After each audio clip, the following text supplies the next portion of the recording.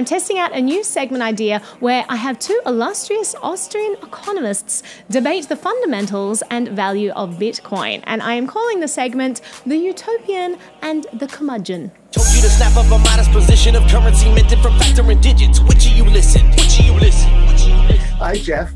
Hi, James. Nice to see you. Yeah. We both stand on the shoulders of giants. You know, you might not be aware of this, Jeff, but even though you keep telling me that the way I move my elbows reminds you of Murray Rothbard, maybe I told you a few times that in the old days, you've lost this. You used to have this wonderful giggle that reminded me of Murray Rothbard's giggle. And I guess have I lost it, really? You're a sadder and wiser guy, and you haven't come out with that really just terrific. So ever since Trump was elected, I've lost my giggle. Maybe that's it.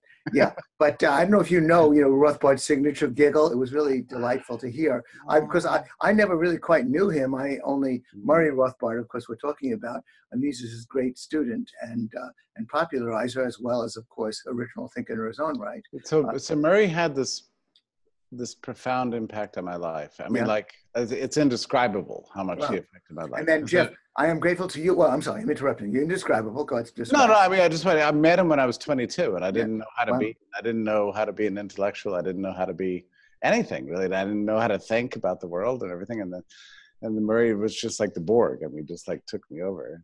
And perhaps you forget, Jeff, because you did so much in your career, that the reason I was able to publish an introduction to Rothbard's essays, which began with the sentence, "It was nearly 40 years ago that Murray Rothbard changed my life," is because you, when you were at the Mises Institute, commissioned me to write that introduction to the fat collection called Economic Controversies. And I was very pleased to go to a Mises Institute event in New York a year or two ago and find the book was on sale. Sure. It's a brilliant work, and I was thrilled that you wrote the introduction. I mean, you were at the time at Barron's and writing like a weekly column that was so erudite and Thank you. and incisive, and I lived on it. And but the cool thing about you is you were actually interested in these radical ideas, you know, and at the time there were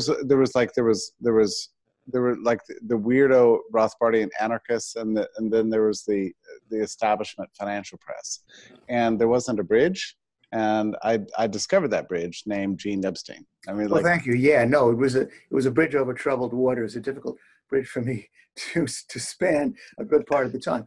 But I do think that the listeners to this broadcast, or whatever it is, should hear better insights regarding Bitcoin. We do stand on the shoulders of giants, and I want to be able to explain to the skeptics why Bitcoin could indeed be the currency of the future. So you're not a skeptic? I mean, I'm not sure I knew that. I'm not sure I knew what your position was.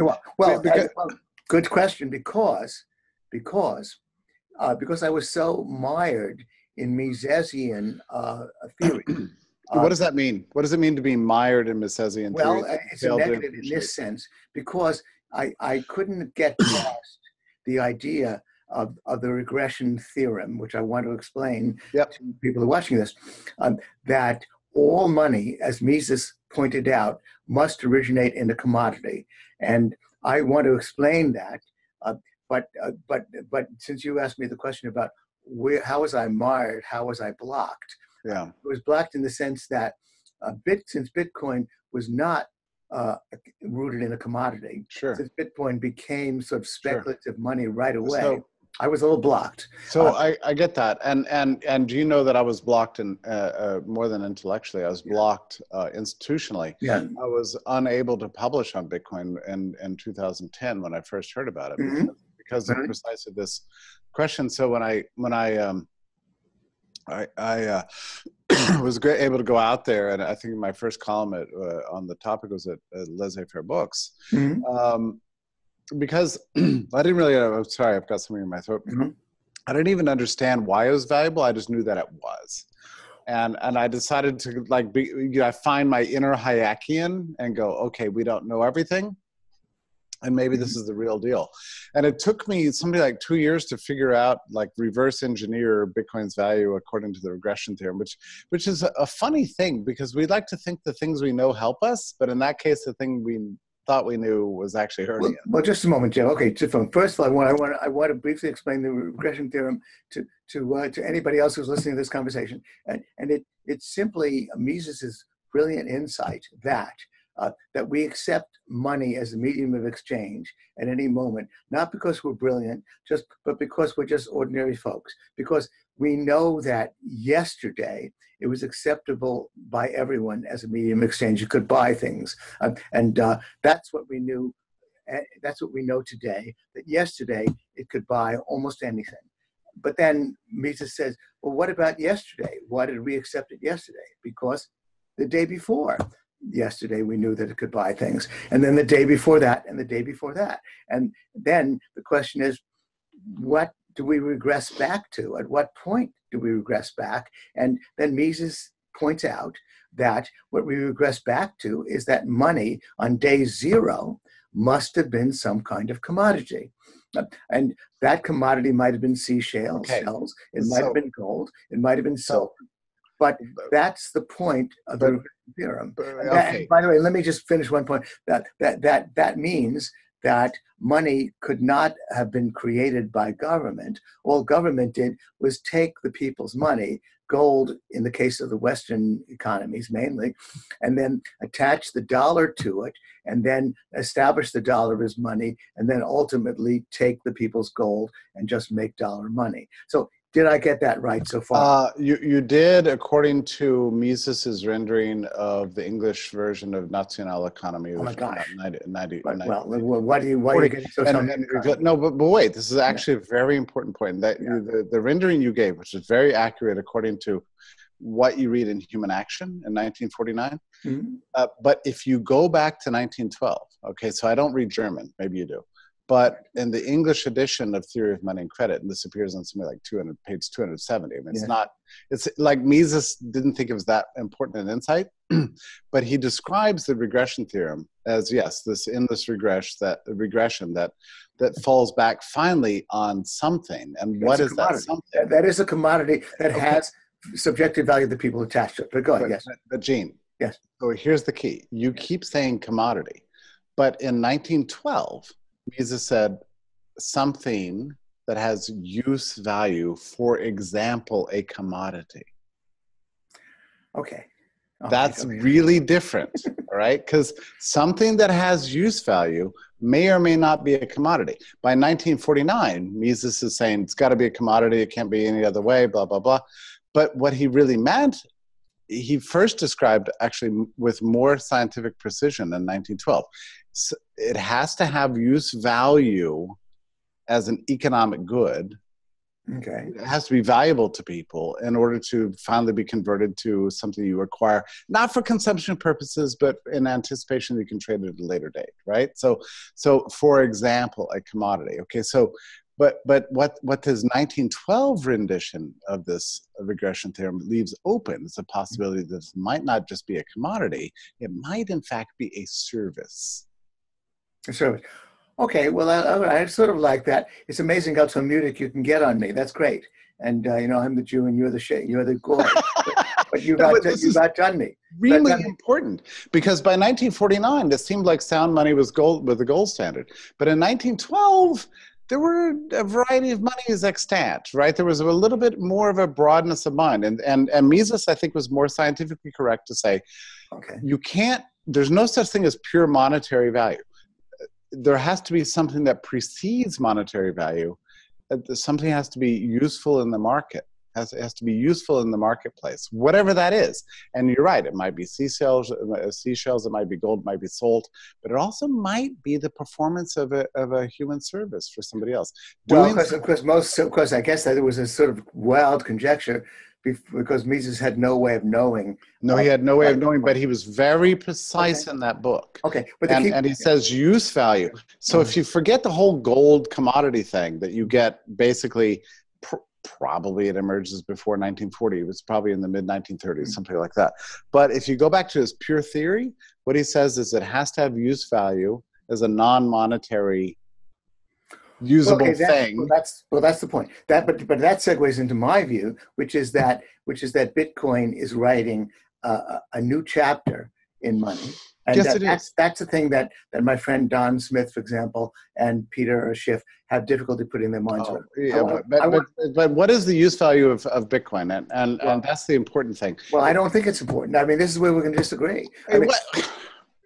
Are you giving up on the regression theorem? So you don't have to. That's my point. Me. Well, all right. I think. All right. I'm going to let you continue. I believe that you're making an interesting Talmudic point and saying, well, the regression theorem can apply to Bitcoin, but I don't think that's necessary. It's not that it can. I'm just saying that it does, and you know this because of the audit trail of Bitcoin. Yeah. Right. You can look at the audit trail. Anybody click, click, click. You can look at what was the value of Bitcoin between January 5th, when the Genesis block came out, and October the 5th of 2009, when the first posted price of Bitcoin came out. What was the value, the posted value or price of Bitcoin in those 10 months? What was it? You know the answer, right?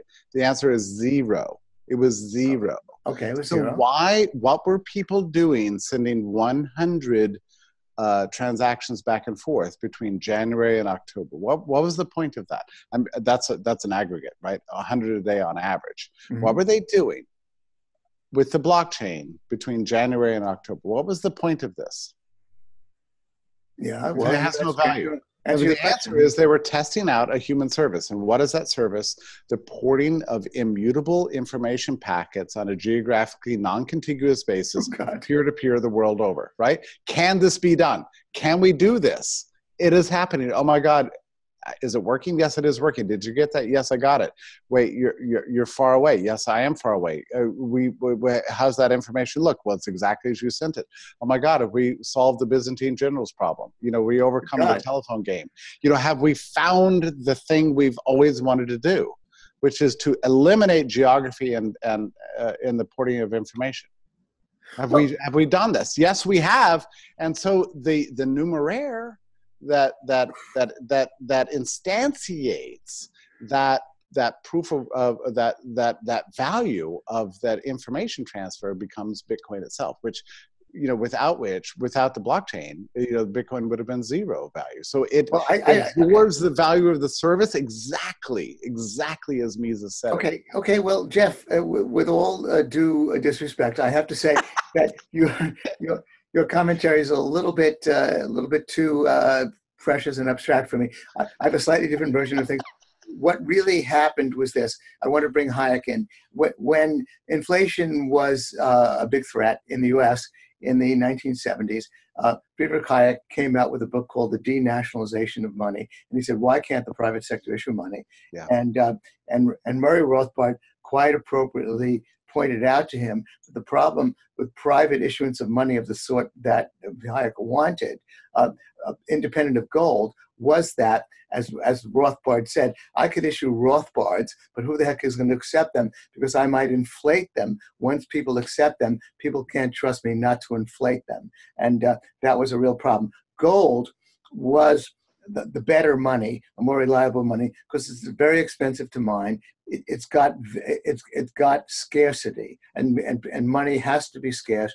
It can't be infinitely printable or manufacturable, and that's where Hayek went wrong. Satoshi Nakamoto came along, and he created something. He in his writings, he never quoted Mises, or Rothbard, but he clearly seemed to know something about Austrian monetary theory. And what he basically said is, look, I'm creating a money that's going to be so locked up that no human being on earth can ever expand it beyond 21 million units. And so I'm creating scarcity through this breakthrough. And so once he said that, he also said, I want it to become money. And then what really happened from my standpoint is that the knowledge of money as a medium of exchange then sort of caught on. As you may know, one of the participants in Bitcoin said, I would like to have a pizza pie delivered to my home. and a couple of pizza pies were delivered. He actually spent an amazing amount of Bitcoin on that pizza, and there was this knowledge that ensued. And then again, the big breakthrough was that Satoshi said, this will be scarce. It will be only 21 million ounces. So he addressed the concern that Rothbard raised with respect to the denationalization. I get it. But you know what? That's another way of putting what you just said. But I believe in ways in which the common peoples of the world could understand. Okay, but you know what's wrong with you? Did I say that was wrong? What you said. Here's what you said that may or may not be wrong. Yeah. I mean, is your theory that the value traces to the final endpoint of Bitcoin, the fact that there's a final limit, or that the protocol governs its creation? This is a very important difference. What? I'm sorry. Creation. Well. Yeah. Yes, I mean, is your point that it's valuable because the protocol governs the creation rate, or because there's a limit to the final number of Bitcoin that can be created? The latter. The fact is that there might have been a different kind. Okay, that's wrong. Well, excuse me. Oh, Jeff, there's no the thing about money clearly is that if you brought out Tuckers and saying, look, I want, and I swear to God and hope to die, I will just expand the number of Tuckers a little bit. I will not abuse the privilege of being able to print Tuckers. As Rothbard said, Hayek was hopelessly out to lunch, hopelessly deluded that anybody could trust any private institution to bring about money. Gold was the money, the best money of choice by all the advanced economies, because it's very expensive to mine. That's why gold became money. Scarcity is the issue. Now, Satoshi, you may argue, went to the extreme by saying there can never be more than 21 million ounces, and I can't prevent that. 21 million ounces it is, and I am powerless, and the whole world will be powerless to expand it beyond 21 million. Maybe he went to the extreme in that regard, but by declaring that there could be such a thing as Bitcoin that would be scarce, that was the big breakthrough. Yeah, I agree with this, but I guess what I'm trying to get you to explain to me is what you think scarcity consists of. Is it that there's a final limit, or that the protocol governs its rate of creation? Because and this is important because Gene, when I first got converted to the cause, it was precisely for the reason you said. I saw there was a final limit. I thought, oh my God, we've got scarcity. Right, but at the same time, at that very moment, you had the creation of these things besides Bitcoin that are governed by a different protocol, like Litecoin or Dogecoin of 3,000 different crypto assets today that have no final state. They have no. Well, yes. Well, I can answer your question. Now, gold has no final state either. And as I said, it may have been that Satoshi went to the extreme by capping it at an absolute amount. I'm open to that. He might have been able to develop a protocol, and conceivably maybe some other cryptocurrency will replace Bitcoin with a slightly different protocol that will simply say that it's next to impossible to expand this currency by more than 1 to 2% a year, or something of that sort. I don't know about the other cryptocurrencies, but the point is that one way or the other, absolute scarcity of the sort that Satoshi dictated, 21 million ounces, cap, 30 million units, or some sort of limit to the degree to which you can create it. Exactly. Now, okay, that's all. Yeah. But I think scarcity was the issue. That was the breakthrough. Because you can't, because that's why Hayek was onto something. But Hayek missed the boat by not recognizing that you can't trust any particular institution to bring about Tuckers or Rothbards or Hayeks. But gold was reasonably trustworthy, expensive mine. So that's all. Scarcity, either absolutely or relatively. But, so that's a really interesting.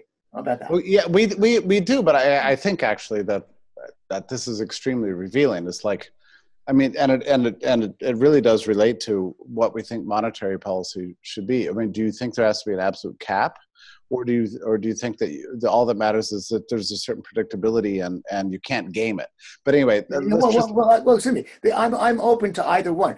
For the moment, I would argue if your argument is that the 21 million unit limit is not absolutely necessary. Right. I'm open to that argument. Right. But since for the moment, maybe for the simplicity of anybody listening, we might as well just focus on Bitcoin, unless later on you want to open it up by discussing alternatives about which I don't know a whole lot. I'm sure you know more. But with respect to Bitcoin, I will say that another obstacle I had to get past, which I have, and that, matter of fact, I've spoken to a lot of critics, like, for example, George Selgin of Cato, who likes cryptocurrency. I think Larry White, those people, they like cryptocurrency, but they're a little bit bothered, Selgin more than Larry White, a little bit bothered by the fact that it's only 21 million ounces. I know. I believe that you and I, as Rothbardians, understand that I agree. That if you live in a world, and by the way, Bob Murphy wrote very well about this, the idea that there will only be 21 million units of this Bitcoin is in a way very good for the free market, because when business plans, this will be a known factor. I agree with this. But the idea that there will only be 21 million units and that the market can't adjust by lowering its prices, I think is silly. The market can. So therefore, it's fine. But my only point is it's not the cap that matters, but the rate of creation is strictly set by the protocol, and yes, it doesn't adapt to supply and demand. I don't think we need an adaptable money supply. I think you and I are in complete agreement on this. Well, yes, but again, please accept my point, which is that the key breakthrough, there are really three key breakthroughs. Satoshi recognized that money has to be scarce. So it created something locked up and said, nobody can change it, including me, its creator. So he addressed Rothbard's concern. He did. But, I'm curious about your rendering of Rothbard's criticism of Hayek, because my memory of that paper, which is actually kind of brutal, is that Murray said that you can't, like, there's no way to create a private currency that doesn't have a pre-existing value in barter, okay. And that's my memory. But what you're giving a different spin on. Excuse me. It may well be that Rothbard was indeed saying that even getting this idea off the ground is hopeless. But I know for a fact that he given his habit of joking, he jokingly said, "Wouldn't I love it if the world could accept Rothbards? But who could trust me not to inflate those Rothbards?" Okay, indeed, that is a profound. We might go beyond that and say that we might trust Murray not to inflate those Rothbards, but then Jeff Tucker is going to take over the business in Rothbards after Rothbards to Mars. And can we really trust Jeff? So that is a devastating criticism. But by the way, if you read Satoshi, it's amazing how, again, without quoting Mises, he knew that he was talking about money. He knew that he was talking about scarcity, and he said, "I want this to become money." And then others slowly got on the bandwagon and said, "I want to buy some pizza pies with this Bitcoin." Now, you and I agree about this. I now want to address Don Smith and Peter Schiff. By the way, I didn't know that Don Smith is a Bitcoin skeptic. That's news to me. Don Smith is a big Bitcoin bear. He's an intelligent man. Donald, he's an intelligent man. Okay. I'm shocked by it. It's shocked to hear. Okay. All right. I was an intelligent man a few years ago, and I had a little bit of a problem with Bitcoin because, again, I said, look, it's not. I can mention others, Larry Parks.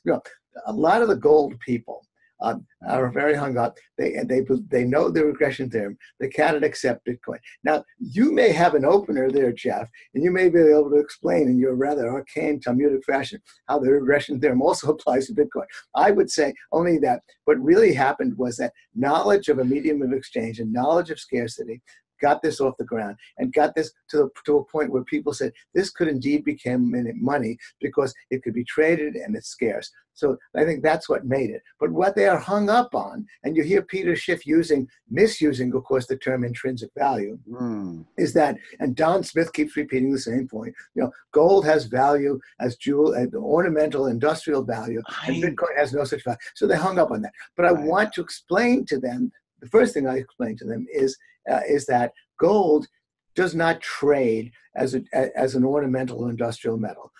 When it became legal again for gold to be owned by Americans, you're too young to remember this. 1974. Yeah, well, yes, but you're too old to remember what I'm about to say, which is that when it was valued then by the government $35 an ounce. The mainstream economists were predicting that it would collapse to about $15, $20 an ounce because nobody took it seriously. It was just an ornamental industrial metal. You put it in your teeth and that's it. So it's going to trade at $20 an ounce. Well, in fact, what happened was that double-digit inflation hit the U.S. especially, and gold became a precious metal. Gold became a hedge against instability, and as you know, it soared to over $800 an ounce. That's right. Which is a fraction of the value increase that Bitcoin has achieved. Well, that's true. By the way, well, that's true. But I want to finish my note. I want to say that gold has always traded, and as you perhaps know, I had Peter Schiff debate Eric Voorhees at the Seoul Forum on the subject of Bitcoin, and I challenged Peter Schiff. I said, "You really think it?" Peter actually said, "I don't know how gold trades." I said, "Peter Schiff does not know how gold trades." He claimed it trades as jewelry, but you and I know that the history of the gold price since the mid-'70s was it hit over $800 an ounce. Then the great moderation occurred. Then economies became more stable. That's right. And gold as a hedge against bad times fell in value to about $200 an ounce. Then by the early aughts, when the gold market began to perceive that instability was returning to the market, the gold price began to rise and hit highs of $1,800, $1,900 an ounce. Now, few people understand about why it fell back to $1,200 an ounce. Do you know why, Jeff? Because money was more stable and central bankers were more aware of the problem. Do you mean because inflation was more or less under control? Yes. Well, I don't know. I mean, inflation was not running rampantly from the aughts to about 2012, but obviously we had the Great Recession. We had instability, and whenever you get instability and real concern about the management of the economy, that's when the Great Moderation ended, and gold did indeed rise for about $200-300 an ounce up to $1,900. I believe that cryptocurrency made the difference. But that's fascinating to me. If you look at a chart, look at a chart. Gold was at its $1,800-1,900 highs in 2012. And that's when cryptocurrency and Bitcoin began to. So your view, I've played with it. I've never written it because it's actually like too scary, and I'm not smart enough to justify this opinion. But I've had an intuition that cryptocurrency and Bitcoin in particular has displaced gold as the investment hedge since about 2011, 2012. And is that your actual view? And yes, and the empirical data bear you out, because if you look at the chart, gold was hovering at those highs, $1,800-1,900 an ounce from 2010 to 2012, and then it began its descent. Which only makes gold advocates hate Bitcoin even more, actually. Makes hate Bitcoin even more. Yes, I think that the hedge against instability became Bitcoin and cryptocurrencies rather than gold. Now, gold, by the way, is still respectable. It's still $1,200 an ounce. But when the next crisis hits, you don't expect gold to go through the roof. You expect crypto to go through the roof. You expect the. Okay, well that's a good question about the outlook. Certainly, I would bet. Look, let's put it this way: I would take a spread position, and I would buy Bitcoin or buy cryptocurrencies and short gold. I think cryptocurrencies have more potential to respond to the instability of the marketplace than gold does. However, again, I still have an affection for gold. Gold still trades a lot high. So therefore, I'm only saying that I think Bitcoin has got more potential. And Gene, can we just quickly talk about, like, we're talking about like what asset we should buy in the next crisis, or what's the outlook on prices and blah blah blah, all these things. But if you were tapped by Donald Trump, and he came to you and said, "Gene, you're a smart guy. I want to reform our monetary system. I'm a dictator." and you're the snake whispering in my ear. Yeah. So what are you going to advocate as a monetary reform for a nation? A transition to Bitcoin, but I have what? to. Wait, what did you just say? A transition to Bitcoin. You would advocate like a Bitcoin standard for the United States? Yes, of course. Why would you do that? We already have Bitcoin. We don't need the government backing it. Oh, we're talking about national money. Sorry. What are we going to do with the dollar? I misunderstood your question, Jeff. It gets back to, it was Noam Chomsky, another hero of mine, a left-winger, who always said, what would you do if you were running the country? Chomsky's response was always, I would promptly resign. So what I merely meant to say was that what Trump ought to do is just hand the baton over to Bitcoin. I see. I more or less agree with that. But if you're charged with doing something with this thing we call the dollar, right? Right, you're Gene Epstein. God. You're like the dictator of the dollar. You need to fix it in some way. The power elite are going to do everything you say. Wow. What would you suggest? In other words, you're not allowing me to hand the money supply over.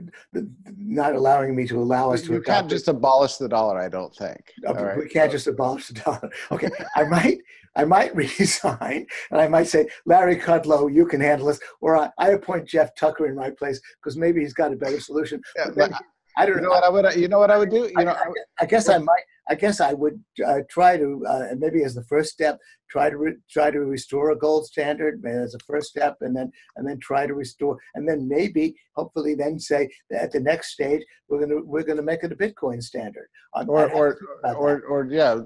I actually agree with you. I think like we don't actually like crypto. We just need to leave it alone and let it develop on its own. But if we're going to reform our national monetary systems, I think the Rothbardian Misesian gold standard is the way to go. Not by force, but just like let's make the dollar like Bitcoin. And how do we do that? We do it via the gold standard. Let's restore an 1890 style gold standard without the bimetallism. I think that gold still has relevance for national monetary systems. Okay, if you believe in that sort of thing. Yes. Oh no. Okay, what you said is okay up to a point, Jeff. I'm just tired of people who box me in with questions that aren't radical. You just want to say I'm kissing Trump's rump, and he's given me the job that Larry Kudlow has. And I've got this job, and I've got to serve his need and make a recommendation. Okay, fair enough. That's a step in the right direction. Although I assume you agree with me that while gold has appeal as a medium of exchange, Bitcoin is better. I mean, I agree with you that Bitcoin has taken the place of that. What do you call it? The safe haven that people used to think that. A hedge. Well, I'm calling it a hedge against instability. It's not just inflation, but I'm just thinking about it from a policy point of view. Like if I'm not sure what the difference of crypto makes in the sense of like the agenda for monetary reform. I mean, like if the Fed and the Treasury and the President and Congress and everybody else is like, oh my God, the dollar sucks. What should we do? You could say yes, we'll just abolish it. Okay, that's one thing you could say. But I mean, but what about it? What if we just? I mean, it seems to me that the relevance of gold today is to serve actually as a national monetary system. I mean, these are not incompatible. You have the dollar, the euro, or the yen, whatever. They're good as gold. And then we have an alternative meta monetary system of crypto. It seems to me those like work well together. I don't know what's incompatible. I can't totally disagree. To quote my mother, who's a member of the Communist Party, are you kissing the S's, the ruling classes again? Are you imagining you're going to get it? The point is only that realistically that governments don't give up without a fight. That's they love printing money. So your question is totally abstract and hypothetical. It's true, but it was also, but Gene, let's please pay homage to our masters. I mean, guys like Mises, Hayek, and Rothbard fought their entire lives for some kind of monetary reform at the national level to make the money that the people use better, because they saw Weimar. They saw what happens when you destroy them. Yeah. You cannot sustain civilization in the presence of bad money. So we have a moral obligation to at least hold the light and say, okay, right. Well, okay. Well, all right. Just a moment. Let me comment on what you said. It's absolutely true that Murray Rothbard, who had such a vast number of publications, how could he possibly get it right every time? So he was my master. He spoke the truth so often, but he did write this plan to convert to gold, imagining indeed that all the wonderful leaders of the world would want to do it. I think actually Larry Parks, I don't know if you know him. I do. He firmly believes, and I think he's a gold guy. He hates Bitcoin. That's his limitation. But he does point out that if you just pushed in certain ways so that the dollar is no longer legal tender, to try to weaken certain aspects of the monetary system, and then what you might get what you are already seeing in Venezuela. The bolivar, the Venezuelan currency, the bolivar is worthless, and people and it so happens because electricity is very cheap. There's a lot of mining in Bitcoin in Venezuela, and they're beginning to use it as a medium of exchange. No, I mean, I agree. I mean, they're doing this. And by the way, Gene, I'm not sure I have like a plan for how to convert the dollar to gold. I've read Murray's plan. It's got a lot of problems. I don't think the supply sider's idea of fixing the price of gold is a very good one. I read Mises's plan from his 1956 appendix to the new edition of Theory of Money and Credit, and so on and so on. So I'm not sure how this transition takes place. Well, the transition. Well, let me explain it to you. Then I'm glad you asked. I can give you some wise counsel. As my son Jim Epstein, I'm mentioning all these things. My son Jim Epstein, who's been a journalist covering Bitcoin, points out, just as the poor countries of the world no longer don't have to put up telephone wire. They're using cell phones. They've jumped that aspect of technology. The poor countries of the world probably will be the ones who will adopt Bitcoin first, and that of course will be marginal because obviously the rich countries to adopt Bitcoin. This is what I don't understand. Like, why would you need a nation to adopt Bitcoin? Well, I'm talking about, excuse me. Did I say countries? I didn't mean to say. I meant economies, people. They're already using it in these countries, and that's where currencies become unstable. But cutting to the chase, the big scenario that I look forward to, although with some trepidation, is that the fiscal crisis of the American state is looming. By that I mean the debt to GDP ratio is soaring. The nonpartisan Congressional Budget Office keeps warning about a fiscal crisis. I keep writing about it. The Krugmans of this world have responded to me by saying not to worry. Greece had its debt denominated in euros, not in drachmas. We have our debt denominated in dollars, so we don't have to worry. And of course, because our debt is denominated in dollars, and because half of it is held by the rest of the world, the way we will inevitably respond about 15, 20 years from now with respect to financing our debt is by printing a lot of money. That temptation will be. Can I ask you? Finish, and that will be pouring gasoline on a fire. I believe that the dollar is going to become unstable 15 to 20 years from now, and there will be very possibly a turn to the use of cryptocurrencies or Bitcoin at that point. And by the way, I believe it might have been possible had Bitcoin existed in the 1970s, and had Paul Volcker, the Federal Reserve guy, not come along and broken the back of that inflation. Maybe those two conditions were necessary. There might have been a turn to Bitcoin then, when inflation was running 10, 15% in the U.S. And I think that's right. Yeah. I mean, look, as far as I know, I mean, the cavemen would have used Bitcoin if it had been around. So it's I mean, Bitcoin is. Throwing me a curve with this caveman routine, but okay, go ahead. Yeah, but okay, look, I have the highest respect for your intellectual integrity. You have nothing to lose by telling the truth. Okay. At this point in your life.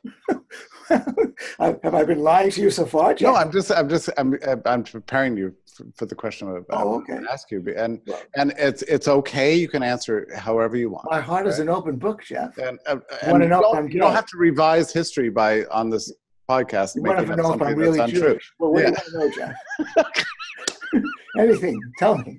You want to know if my mother had affairs? She did. No. Okay. All terrible things are true. Now, I want to know I want to know as somebody I don't know about you. which is, where were you intellectually? Where was your mind? What was your predictions concerning the Fed's response to the 2008 financial crisis? What did you predict? And let me just ask that. And do you have any regrets about what you believed then? And did you revise your opinion about Fed policy? Okay, I don't know. Well, Jeff, first of all, tell me what's true. It's all, well, I have a lot. I've made a lot of mistakes. And I can enumerate them endlessly because I made so many. I was covering the economy from week to week, trying to see what was ahead. And I, as I've just confessed to you, I was a cryptocurrency and Bitcoin skeptic about a year and a half ago. It's only the last several year ago that I began to recognize the error of my ways, that I was hung up on the regression theorem, that indeed Don Smith and others are hung up on it too. They are hung up on the idea that gold is a commodity that's useful and Bitcoin cannot be used. You can't put it in your teeth. So if you want to know where I was in 2008, I mean, among other things, I knew there was a housing bubble by 05, 06. However, my big mistake, enormous, is that the housing bubble burst in early 07, and I was impressed by the fact that non-housing gross domestic product was actually growing faster in 07 than in 06. And so I foolishly predicted that this bursting bubble is going to slow the economy, but it's probably not going to bring the economy down. What a colossally wrong prediction. I agree. I predicted that too, Gene. Yeah. You and I were thinking the same way. But specifically with you remember what happened after 2008, right? So we had this $400 billion bailout called I don't know, TARP, and then we had QE1, and we saw the money base just like take this. Like the charts were outrageous, right? I mean, you remember it? It was like this. It was like hockey stick stuff, right? Okay. So what did you? One thing I was not because I knew I was right about one thing. I knew that officially measured price inflation was likely to remain tame, among other reasons that. When Milton Friedman said inflation is always and everywhere a monetary phenomenon, he was onto something, but he probably would have recognized that in a more nuanced in a atmosphere of more nuanced understanding, he would have said that inflation is always and everywhere a situation in which money expansion is a necessary, although not sufficient condition. Monetary expansion is a necessary condition to price inflation, but it's not. But other things have to apply. We need low unemployment. We need a tight labor market. And also, by the way, as you know, the money was basically staying on the books of the banks and not coming into the economy. This gets us to the question of velocity. I mean, I mean, you read Murray's account of the Great Depression and the monetary policy that was conducted by the Fed between, say, 1930 and 1933, and you know the efforts to expand the money, right? Friedman said, "Oh, you were too tight." Okay. Murray correctly saw that they were desperately trying to loosen, but they couldn't. But it was like, what is the Keynes's line about? Something against the wind, I don't know, leaning against the wind, I don't know. But the point was the velocity was collapsing because people no longer trusted the banks. They were stuffing money in the mattresses. The banks were not loaning anymore. So the money could not expand despite every attempt by the New York Fed, which is the central bank at the time. You're talking about 1929, 30? Is that 31? Yes. Okay. Well, 30, 31, 32. All right. But a close reading of Rothbard shows that he saw this, that it wasn't going to lead to, like, despite the efforts of the central bank to expand, they couldn't do it because it ultimately relies on the acquiescence of the banks and the consumer and the borrowing sector, right? And if nobody's borrowing, nobody's lending, and nobody's spending, we've got a dramatic decline in the velocity according to the equation. Okay, but just a moment, Jeff. Again. You give me this Talmudic digression. We're talking about what happened in 08, 09, and how. My point is that it's the same thing. What is the relevance to Bitcoin, Jeff? No, I'm talking about, okay, it is very relevant to Bitcoin, but the point is that you did not expect hyperinflation, and you said I expected inflation to be tame at that point. Yeah. And by the way, but because again, as you and I know, Jeff, we're using we're making a peace with the current contemporary mainstream definition of inflation as higher prices, rather than the Austrian classic definition in all the dictionaries in the early part of the 20th century, just expansion of the money supply. But okay, I'm not clear why this is relevant. All I'm really saying, though, is that again, my point is that instability is that when you raise the question of when and how will an alternative currency like Bitcoin, or indeed like gold, possibly, although Bitcoin I think is a better candidate, when might that be adopted? What does it require? It requires instability, and requires instability of the currency we use. I use dollars all the time. And that might happen 15, 20 years from now. By the way, and a couple of things are going to apply. I want to mention one other point, which actually Greenspan was very concerned about. Greenspan's book called The Age of Turmoil. I think he said around 1930, a couple of things are going to happen. The debt is going to really be. What year? What year? Did I say? I meant to say 2030. 2030. Okay. About 12 years from now, at 2035, the debt is going to be huge, and the disinflationary forces in the globe will have been played out. The disinflation, which I think is still happening, which is the abundance of cheap labor. It's still not sufficiently tapped. Cheap labor from abroad. Did you know that goods prices, if you take the personal consumption deflator, which the Fed follows, the standard price measure, goods prices over the last 10 years are down a little bit, not just flat but down. That consumer goods prices have not, for the first time ever since it was measured. It depends on what you look at. Like I was looking at Fred numbers. You look at those numbers, and there's such a great tools. And like you can pull up the CPI, right? And it goes like this, blah blah blah blah blah, right? And then you can sectorize it out. It's like, okay, plug in healthcare. Like healthcare is like this, education is like this, clothing is like this, hardware, computer hardware is like this, and software is like this. Services are, and so it's like you look at this and you're like, why are we cobbling together this crazy thing we call a price index? It doesn't make any sense. Oh, of course. Yes, that segues into another point. Although I was mentioning the variant of the CPI called the PCE, Personal Consumption Expenditures Deflator, which is the more flexible basket having to do with what people buy, and it's very handily separated into goods and services. The only inflation over the last 10 years has been in the service part of the PCE, medical and others. In the goods part, it's been completely flat, in fact, slightly down. And that's for the first time ever since this was measured. And that's because we've opened up the world. It's also, of course, because of fracking with oil, but it's also because we've opened up the world. It's because of the Walmartization, China, the cheap labor in China. But I mentioned the internet, which gives us endless amounts of new price competition between goods. That's right. Now. That's right. With the P, but that's for goods. But services have risen. But it's the same thing with services. I mean, you can get services anywhere. I mean, the price competition on these service providers. I can get anybody to redesign my website for like $10 or something. Well, that's right, and that is true. Although, interestingly enough, it is a tale of two indexes. If you take the PCE and separate services from goods, the only inflation over the last 10 years has been in services. There's been absolutely no increase in goods. In fact, it's slightly down over the last 10 years. And so that is a separation, and the separation between goods and services has never been wider proportionately, and that's mainly because, although you're absolutely right to indicate, if you were about to say, the services can be imported, but basically, of course, it's the huge importation of goods as well as those other things you mentioned, the oil, as well as the way goods can be brought in. But you're right.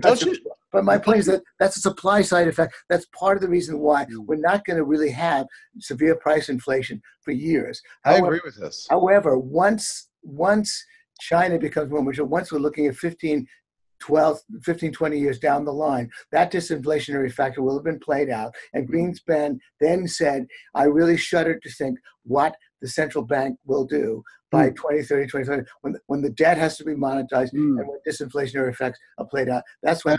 And when the dollar has lost its global hegemony? Well, the dollar may well, and then what will replace it is the question. And of course, the hegemony part of it is I think important to stress.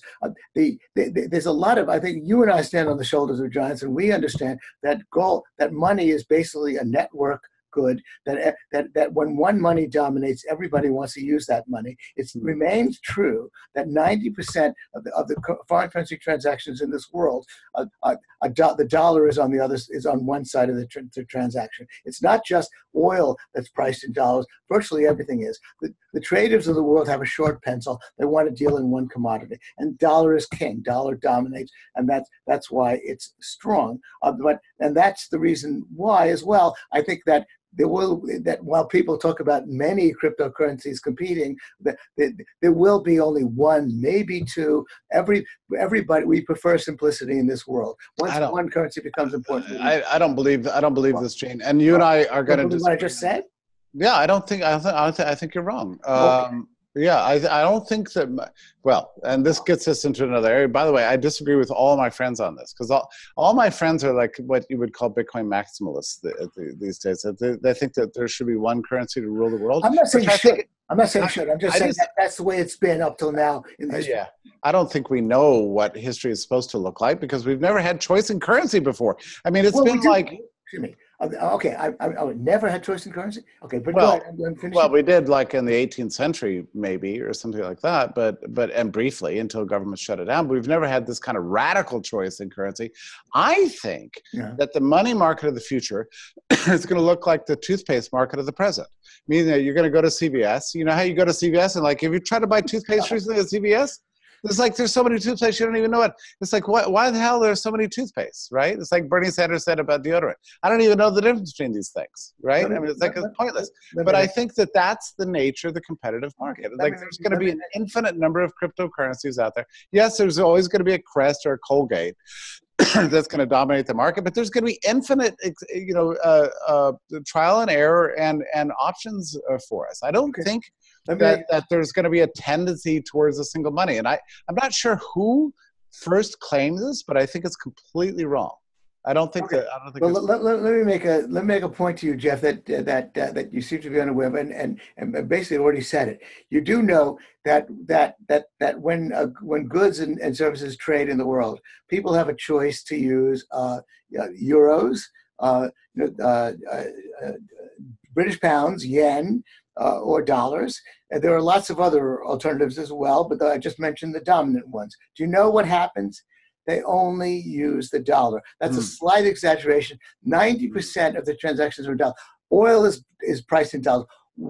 These people, why can't they deal with these complexities? After all, they deal in complexities in other ways. But the fact of the matter is that the goods and services that trade across the world basically trade in dollars, and that's because people prefer simplicity. Now, with that said, I'm not trying to indicate to you. So we have had that choice, and the traders of the world choose dollars because they have a short pencil. That's why they do it. Now, so that indicates to me that they would rather have the same simplicity. What do you want to pay for it? Well, $10. They want to price it in the same currency. That's the tendency that's been very, very powerful, which you're overlooking. So that's the reason why I believe that kind of simplicity it matters. And it bothers me, by the way, because a lot of people I won't mention because I really do disagree with them. They say, oh my God, if you leave it to the free market, there's going to be such a balkanization. That the balkanization happens from government.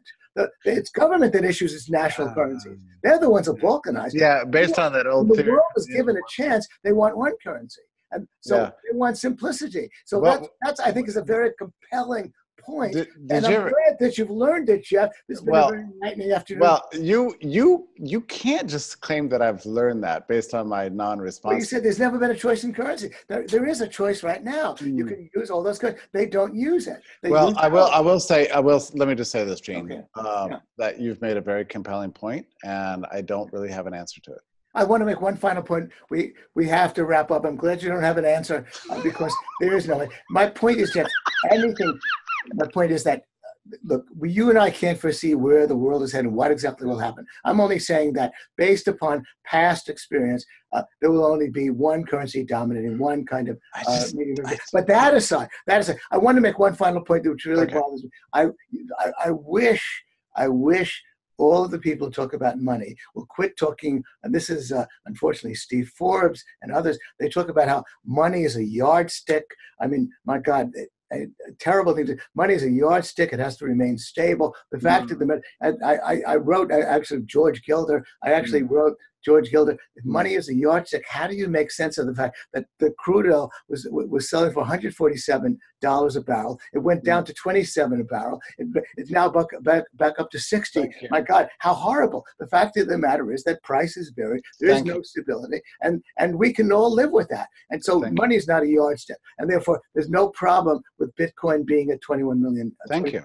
But I want to finish one other point. And then the other fallacy is this constant repetition of something they read in their musty monetary textbooks: store of value. Money is not a store. Money, we can speculate in Bitcoin because Bitcoin may be the money of the future. We speculate in gold because gold, it could be a hedge, could be the money of the future. It's a hedge against instability. Bitcoin could be a hedge against instability. All of that speculation happens. However, when something is a medium of exchange, as Mises said, you don't use it as a store of value. In an advanced industrial economy, you use stocks and bonds as a store of value. You don't. Only the French peasant puts money in his mattress. So I wish, it's my hobby horse, maybe not yours, and maybe it doesn't matter to anybody, but the use of the word store of value for money is silly. Money is not a store of value. It's a medium of exchange. Stocks and bonds are a store of value. Real estate is a store of value. Maybe you can store value by speculating in diamonds,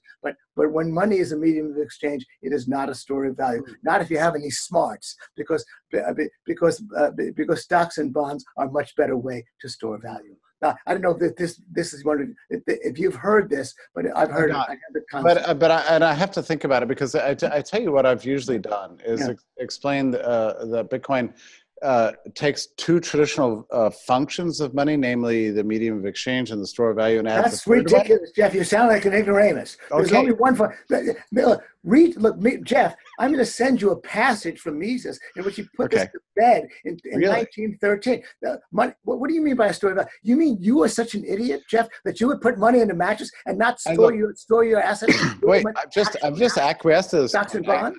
I hadn't fundamentally questioned. I'm just, okay. So the point is that Bitcoin adds a third feature, or maybe a second feature, according to your rendering, which is that we have a settlement mechanism built into the protocol of the money itself, which to me is the ultimate source of the value of Bitcoin. But I think you make an excellent point about the store of value. I mean, I'm willing to go along with that. Look, I always learn from you, Gene. What can I say? I've learned from you too. But despite your blind spots and your failings and everything, I still learn from you. Right, Jeff. And I'm glad you didn't say, when I heard you defend Bitcoin a few years ago, I'm glad you have not said, Bitcoin doesn't care what we think of it.